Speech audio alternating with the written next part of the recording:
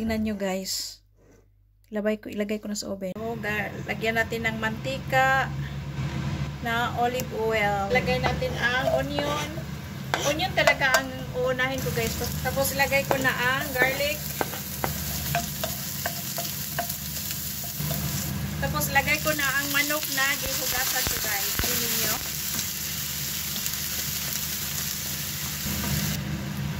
Lagyan po ng pepper.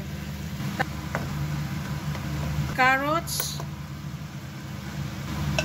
red bell pepper, green bell pepper, tapos mikos-mikos. Para siyang sibuyas na dahonan. Pepper powder, salt,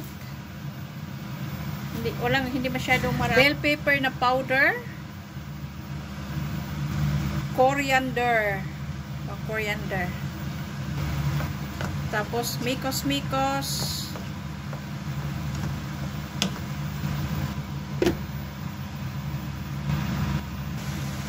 tapos lagyan natin ng cream.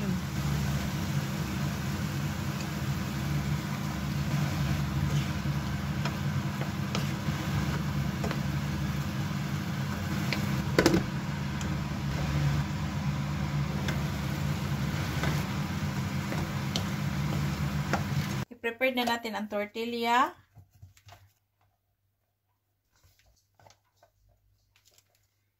Paglagay ko sa tortilla.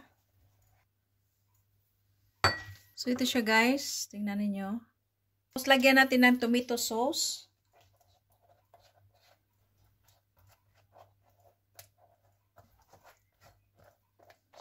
Cheese.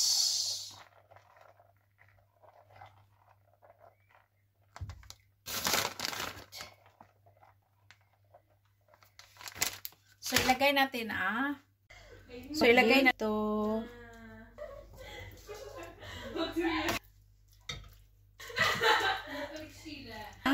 Mozzarella cheese.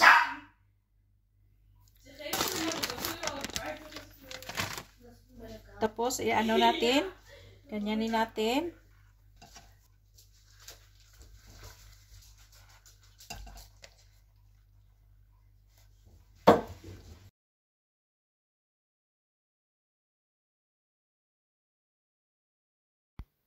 Inana siya ito na siya guys. Tapos lagyan natin ng tortillas guys.